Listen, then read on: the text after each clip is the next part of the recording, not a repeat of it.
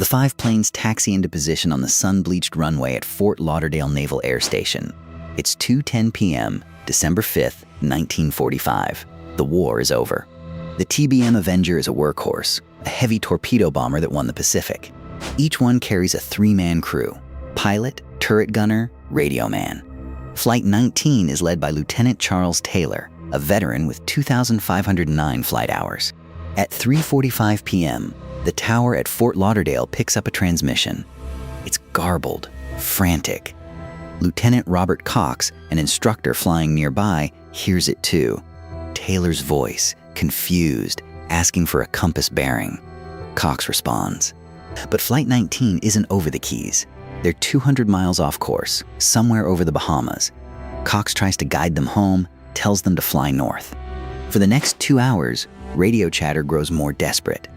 Taylor hands command to another pilot, then takes it back. The flight breaks formation, regroups, turns west, then east again.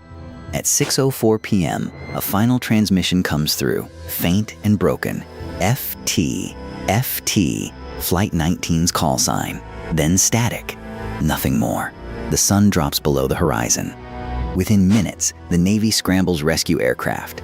At 7:27 p.m., a PBM Mariner flying boat with 13 crew lifts off from Banana River Naval Air Station.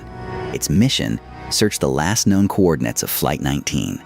A nearby merchant ship reports seeing a mid-air explosion on the horizon at exactly 7:50 p.m. A fireball that lights up the sky, then sinks beneath the waves. By dawn, the search zone stretches across 250,000 square miles of Atlantic. Hundreds of aircraft crisscross the water. Destroyers, submarines, Coast Guard cutters comb the surface. They find nothing. No wreckage, no oil slicks, no life rafts, no bodies. The official Navy report, released months later, offers no answers. It concludes that Flight 19 became lost due to Taylor's disorientation, ran out of fuel, and ditched at sea. But it cannot explain why compasses failed. Taylor's mother refuses to accept the Navy's conclusion. She demands a review, insists her son was too experienced to get lost on a training run. In 1946, the Navy quietly amends the report. For years, the disappearance is a footnote, a tragic but unremarkable accident. Then, in 1964, a writer named Vincent Gaddis publishes an article in a pulp magazine called Argosy. Gaddis compiles a list: ships and planes that vanished without a trace in this stretch of the Atlantic. The USS Cyclops in 1918, 306 men gone. The Star Tiger in 1948, the Douglas DC-3 in 1948. The list grows. The story explodes. By the 1970s, the Bermuda Triangle is a global phenomenon. Books, documentaries, television specials. Charles Berlitz publishes a bestseller in 1974, claiming the triangle is a portal, a zone where the laws of physics break down. Skeptics push back. The U.S. Coast Guard issues a statement. There is no evidence the Bermuda Triangle is more dangerous than any other part of the ocean. Insurance companies don't charge higher premiums for ships passing through. The 5 planes taxi into position on the sun-bleached runway at Fort Lauderdale Naval Air Station. It's 2:10 p.m., December 5th, 1945. The war is over. But the skeptics can't explain everything. They can't explain the radio transmissions from Flight 19, the compass failures, Taylor's disorientation, the strange plea. Everything is wrong. One theory focuses on magnetic anomalies. The Bermuda Triangle sits in one of only 2 places on Earth where true north and magnetic north align, a phenomenon that can confuse compasses. Another theory points to the weather. December 5th, 1945, was not a calm day. A storm system moved through the area that evening, bringing high winds and rough seas. Then there's the methane theory. The seafloor in parts of the Atlantic contains vast pockets of frozen methane hydrate. If these pockets rupture, they release massive bubbles of gas that rise to the surface, reducing the water's density. The more exotic theories spiral outward. Some claim Flight 19 flew into a time warp, a rip in space-time that transported the planes to another dimension. Others point to UFO sightings reported in the area in the 1940s. In 1991, a treasure hunter named Graham Hawkes claims to have found 5 Avengers off the coast of Florida using sonar. The media erupts. Flight 19 has been found. The Navy sends divers down. Other searches follow, each ending in disappointment. In 2016, researchers scanned the seafloor with advanced multi-beam sonar. They map thousands of square miles. They find shipwrecks, old cargo, discarded military hardware, but no Flight 19. Some researchers believe the answer lies not in the wreckage, but in the transmissions. Audio analysis of Taylor's final radio calls reveals something strange. His voice shows signs of extreme stress and confusion, but not panic. Doesn't fit the world he knows. In one transmission, he reports his compasses spinning wildly. In another, he describes the ocean as looking wrong, a statement no investigator has ever adequately explained. At 16:23 hours, the Fort Lauderdale Tower receives a transmission from another pilot in the flight, Marine Captain Edward Powers. His words are captured verbatim in the official transcript. "We can't tell where we are. Strange. Not dangerous. Not frightening. Strange. These are combat veterans who've flown hundreds of missions. They don't use that word lightly. What could make experienced military aviators describe their surroundings as fundamentally incomprehensible? The Navy's official explanation points to compass failure, a known issue with the Avenger's magnetic compass in certain conditions. But all 5 aircraft simultaneously? Lieutenant Taylor was carrying 2 compasses. Both malfunctioned at exactly the same moment? Some investigators point to magnetic anomalies in the Bermuda Triangle, areas where the Earth's magnetic field behaves unpredictably. The theory suggests that localized disturbances could overwhelm navigation equipment. At 17:04 hours, the tower loses contact entirely. 14 men, 5 aircraft, gone. The silence lasts 6 minutes. Then, faintly, a final transmission breaks through. Taylor's voice, barely audible. "We'll have to ditch unless landfall." Those are the last words ever heard from Flight 19. They planned to ditch together as a unit. Military protocol. But if they executed a controlled water landing, where are the debris fields? At 17:27 hours, a PBM Mariner rescue plane lifts off from Banana River Naval Air Station. 13 crew aboard. Mission: locate and retrieve the Flight 19 survivors. 23 minutes after takeoff, the Mariner vanishes from radar. The TBM Avenger is a workhorse, a heavy torpedo bomber that won the Pacific. Each one carries a 3-man crew: pilot, turret gunner, radio man. Flight 19 is led by Lieutenant Charles Taylor, a veteran with 2,509 flight hours. A merchant ship, the SS Gaines Mills, reports seeing an explosion and a massive fireball on the ocean surface at precisely 1950 hours, roughly where the Mariner would have been. The official explanation: fuel leak, airborne explosion. 27 men, 6 aircraft, 1 afternoon. The largest air-sea rescue operation in naval history launches immediately. Over 300 aircraft, dozens of ships, Coast Guard cutters, submarines, even British Royal Air Force planes join the search. For 5 days, they comb 380,000 square miles. They search the Florida coast, the Bahamas, the open Atlantic, even the Gulf of Mexico on the theory that Taylor flew west instead of east. They find nothing. The Navy's Board of Inquiry convenes 3 weeks later. After reviewing all evidence, they issue a finding. 'Cause unknown, Lieutenant Taylor's mother contests the report, demanding her son not be blamed for the disaster. But Flight 19 is only the most famous case. In the decades before and after, the Bermuda Triangle accumulates a staggering catalog of vanishings. Ships that radio for help, then disappear before rescue arrives. The USS Cyclops, a Navy cargo ship with 309 souls aboard, vanishes in March 1918. No storm, no distress signal, no wreckage ever recovered. December 1945, just weeks after Flight 19. The commercial airliner Star Tiger disappears en route from the Azores to Bermuda. 31 people. The pilot's last message reports excellent visibility, strong tailwinds, expected arrival on schedule. A year later, the Star Tiger's sister aircraft, Star Ariel, follows the same route. Same airline, same model, same destination. 17 minutes after takeoff from Bermuda, the pilot radios that he's changing frequency. Routine communication. In 1963, the SS Marine Sulphur Queen, a 524-foot tanker carrying molten sulfur, departs Beaumont, Texas for Norfolk, Virginia. The ship passes through the Straits of Florida into the Triangle. On February 4th, routine radio contact. A Coast Guard search recovers a few scattered life preservers weeks later, but no bodies, no wreckage. The sulfur cargo, liquid at 275 degrees Fahrenheit, would have obliterated evidence if the hull ruptured. The pattern repeats: experienced crews, modern vessels, calm weather, sudden silence. In 1967, a military cargo plane vanishes. In 1976, the SS Sylvia L. also disappears. In 1980, the freighter Poet with 34 aboard. Skeptics argue there's no mystery, just statistics. The Bermuda Triangle is one of the busiest shipping lanes on Earth. Thousands of vessels pass through annually. Hurricanes, rogue waves, human error, mechanical failure. These explain the losses, they say. But do they? The U.S. Coast Guard conducted a comprehensive study comparing accident rates in the Triangle to other heavily trafficked ocean regions. The data shows the Bermuda Triangle is statistically no more dangerous than any comparable zone. Because statistics can't explain the specifics. They can't explain why Flight 19's compasses failed in unison, or why the rescue plane exploded minutes later. Which brings us to the theories. And in the 79 years since Flight 19 disappeared, the theories have ranged from the plausible to the outright bizarre. Some are grounded in science.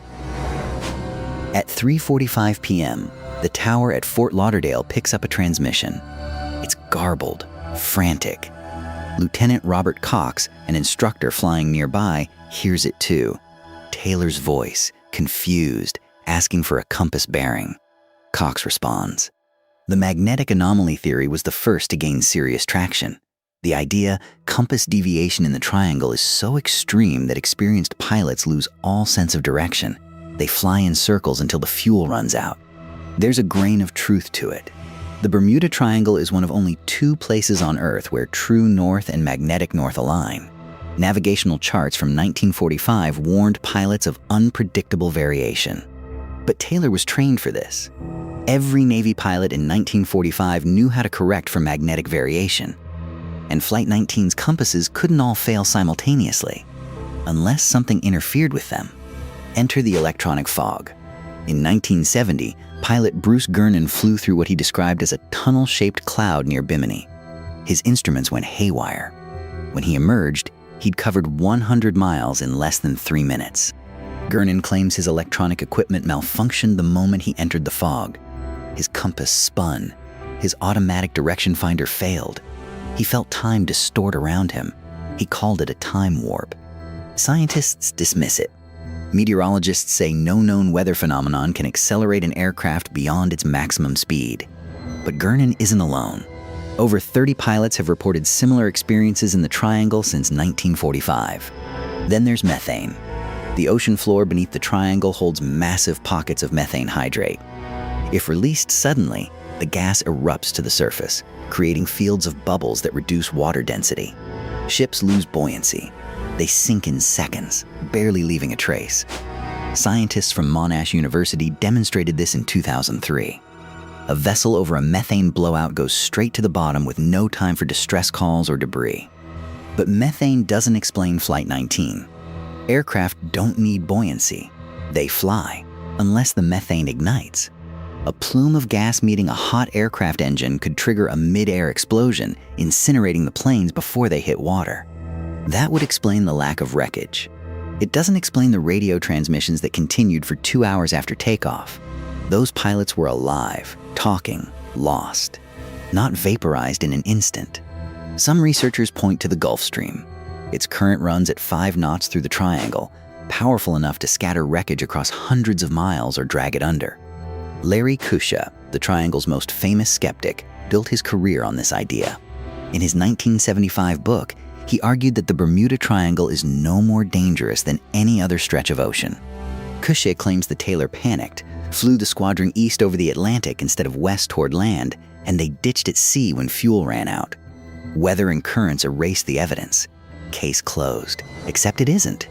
Because Kusha's theory requires Taylor to have been catastrophically wrong about his position for 2 solid hours, to have ignored his own instruments. And it requires all 5 Avengers to have sunk without leaving oil slicks, flotation gear, or bodies. Not one life raft, not one seat cushion. The ocean swallowed them whole, along with every trace of the mariner. But Flight 19 isn't over the Keys. They're 200 miles off course, somewhere over the Bahamas. Cox tries to guide them home, tells them to fly north. Then the theories get stranger. In 1974, researcher Charles Berlitz published The Bermuda Triangle, a bestseller that suggested the area was cursed by the lost city of Atlantis. Underwater energy crystals, he claimed, interfered with modern technology. Berlitz pointed to the Bimini Road, a half-mile formation of rectangular stones off the Bahamas. Discovered in 1968, some believed it was a remnant of an advanced ancient civilization. Geologists say it's natural beach rock. The debate continues. Others invoked aliens. UFO researchers cataloged dozens of sightings in the triangle, some by military pilots. Could Flight 19 have encountered something similar? The theory suggests extraterrestrial craft either abducted the planes or caused their instruments to fail. The Navy has never publicly commented on the possibility, but the files remain classified. In 1991, treasure hunter Graham Hawkes found 5 Avengers off the coast of Florida. For a brief moment, the world thought Flight 19 had been solved. The Navy investigated. The serial numbers didn't match. Another false lead. Another dead end. The real Flight 19 remains missing. Which raises a question nobody wants to ask. What if they're still out there, intact, on the ocean floor in water too deep to search? The Atlantic Trench east of the Bahamas drops to 28,000 feet. No sonar sweep has ever covered it completely. Or perhaps the answer is simpler and darker. In 2016, a former Navy officer claimed the military knew Flight 19's fate within days of the disappearance. But acknowledging pilot error would have damaged morale. The cover-up theory gained traction in the decades that followed. If the Navy knew the truth, why seal the files for 29 years? Why change the official verdict from pilot error to causes unknown? But there's another possibility, one that doesn't require conspiracies or magnetic anomalies, just the merciless mathematics of the sea. An Avenger bomber weighs 7 tons empty. In water, it sinks at roughly 16 feet per second. The Atlantic floor where Flight 19 likely went down sits at 19,000 feet. At that depth, pressure reaches 8,000 pounds per square inch. Aluminum crumples like paper. In 1991, treasure hunters found 5 Avengers off the Florida coast. For a moment, it seemed the mystery was solved. But serial numbers told a different story. The real Flight 19 remains out there. Somewhere in 380,000 square miles of search area, buried under decades of sediment, 5 bombers rest in absolute darkness. The ocean had swallowed them whole. And then there's the mariner. Training officer Robert Cox heard the explosion over his radio at 7:50 p.m., a sharp crack followed by silence. Mariners were known as flying gas tanks. Their fuel vapor systems leaked constantly. One spark from faulty wiring, one static discharge, and the entire aircraft could detonate mid-air. So the final death toll stands at 27. 14 men on Flight 19, 13 on the Mariner. All gone in 6 hours. The single deadliest day in the history of naval aviation training. For the next 2 hours, radio chatter grows more desperate. Taylor hands command to another pilot, then takes it back. The flight breaks formation, regroups, turns west, then east again. In the years since, the Bermuda Triangle has claimed credit for dozens more. Ships, planes, yachts. Each disappearance adds another layer to the legend. The Triangle sits in one of the busiest shipping lanes on Earth. Thousands of vessels cross it every week. Statistically, the disappearance rate is no higher than any other heavily trafficked stretch of ocean. The U.S. Coast Guard's official position, published in 2013, is blunt. Environmental factors, human error, and mechanical failure account for all Triangle disappearances. No evidence supports paranormal explanations. Mystery solved. Except the families of Flight 19 never got that closure. Robert Cox, the training officer who listened helplessly to Taylor's final transmissions, spent 40 years searching for answers. He died in 1987 without finding them.